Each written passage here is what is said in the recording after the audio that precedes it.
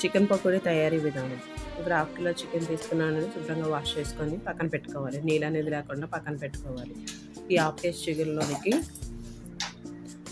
అరబద్ద నిమ్మరసాన్ని add చేసుకోవాలి. అలాగే అర టీ స్పూన్ పసుపు యాడ్ చేసుకోవాలండి.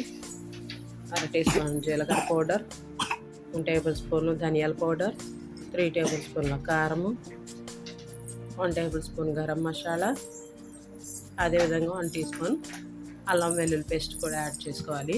రుచి తగినంత సాల్ట్ ఇవన్నీ యాడ్ చేసుకొని ఈ మసాలాలన్నీ కూడా చికెన్కి పట్టే విధంగా మ్యాగ్నేట్ చేసుకోవాలండి. అందులోనే 3 టేబుల్ స్పూన్ల శనగపిండి, 2 టేబుల్ స్పూన్ల రైస్ పౌడర్ అండి, అది కూడా యాడ్ చేసుకొని చికెన్కి అంతా పట్టే విధంగా కొద్ది కొద్దిగా వాటర్ యాడ్ చేసుకుంటూ ఈ విధంగా మ్యాగ్నేట్ చేసుకోవాలి. దీనిలోనే 1 టేబుల్ స్పూన్ ఆయిల్ కూడా యాడ్ చేసుకొని చికెన్కి పట్టించుకోవాలండి. ఇవంతా ఈ విధంగా మంచిగా మ్యాగ్నేట్ చేసుకోవాలి. ఎంత మనం ఎక్కువసేపు కలుపుకుంటే అంత చక్కగాను మనకి ఇక్కడ రెడీ అవుతాయండి.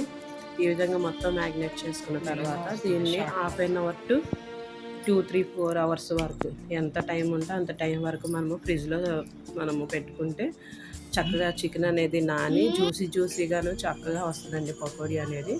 ఇక్కడ 2 అవర్స్ తర్వాత వేడివేడి ఆయిల్లోనికి ఈ విధంగా 1 బై 1 మూర యాడ్ చేసుకుంటూ మనము medium to high flame adjust చేసుకొని ఇక్కడ చికెన్ పకోడీ అనేది వేయించుకోవాలండి. మనకి ఒకవైపున వేగింది అనుకున్న తర్వాత రెండవ వైపుకి మార్చుకోవాలి. ఈ విధంగా ఒకవైపు టర్న్ చేసుకొని ఇంకోవైపున కూడా వేయించుకోవాలండి. వేసిన వెంటనే కదపకూడదండి.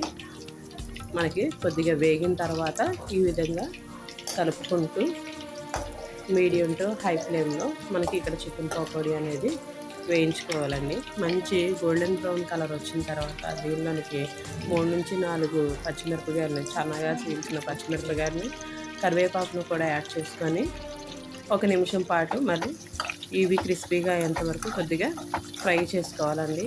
అప్పుడు ఈ చికెన్ పకోడీకి ఇవి పట్టి చాలా టేస్టీగా ఉంటాయండి. ఈ విధంగానే మిగిలిన చికెన్ను కూడా వేయించుకొని పక్కన పెట్టుకోండి. చాలా చాలా బాగుంటుందండి. చాలా జ్యూసీగాను చాలా బాగుంటుందండి. మీరు ట్రై చేయండి. నచ్చితే లైక్ చేయండి, షేర్ చేయండి, సబ్స్క్రైబ్ చేయండి. Thank you for watching.